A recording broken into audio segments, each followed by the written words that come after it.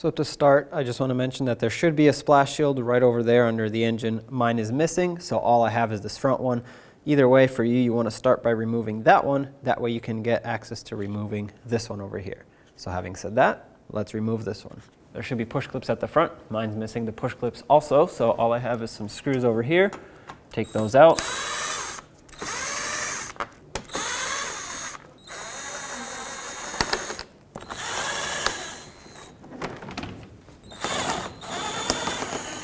Last one. Looking from behind the radiator, from under the car, you can see the radiator drain plug right here. With a flathead screwdriver, let's loosen this up. You don't want to take it all the way out. All you want to do is loosen it so the coolant can drain through this little petcock here, and otherwise if you take it out, it'll shoot straight out the back. At this point, let's lower the car and we'll open the radiator cap up there, or I guess the overflow cap. That way air will go in as coolant comes out and it'll drain much faster. Take the cap off of your overflow tank. That will allow it to vent. As you can hear, coolant's already coming out much faster. Next, remove the upper hose here, this little one.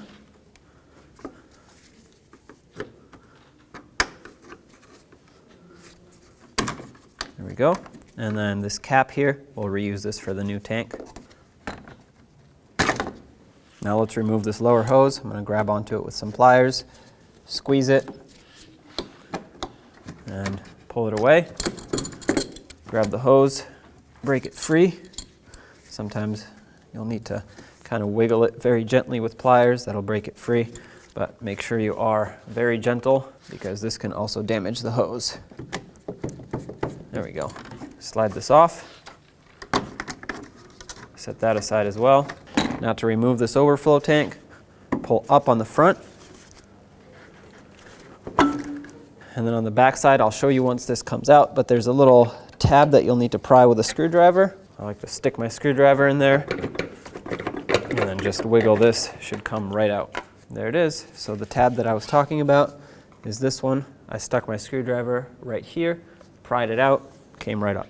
Grab the new overflow, I'm going to remove the cap, slide it onto its corresponding brackets, press it down. Let's reattach the lower hose. Make sure it's bottomed out all the way. Grab the clamp and slide it right onto where it was. And then we'll put back this plug here, as well as this upper hose. Check the drain plug, make sure that is nice and tight.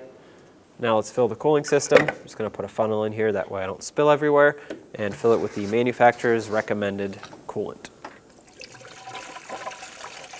I'm going to fill it up until it stops bubbling and the cooling system stops taking in coolant. Then we'll turn on the engine, let it run, and circulate the coolant and push out all the air. Okay, that's up to the top almost, so let's turn on the engine at this point, let it warm up and bubble up all the excess air in the system. Perfect, and I'm going to turn the heat all the way up. I want full heat, and the blower on low is fine. And I'm going to actually put it to blow on the dash vents, that way I can feel the heat on my hand.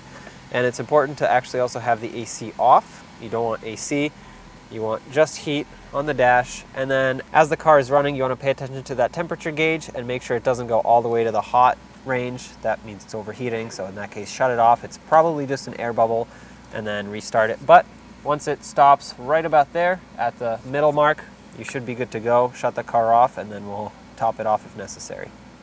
Okay, let's shut it off. Now let's reinstall the radiator cap. Of course, before you do this, make sure it's filled to the proper level, which mine actually is perfect. Of course, I'm going to double check it later once I get some miles on it. Tighten it up all the way, make sure it clicks and then stops. Let's reinstall this splash shield. Tuck it up into the bumper here.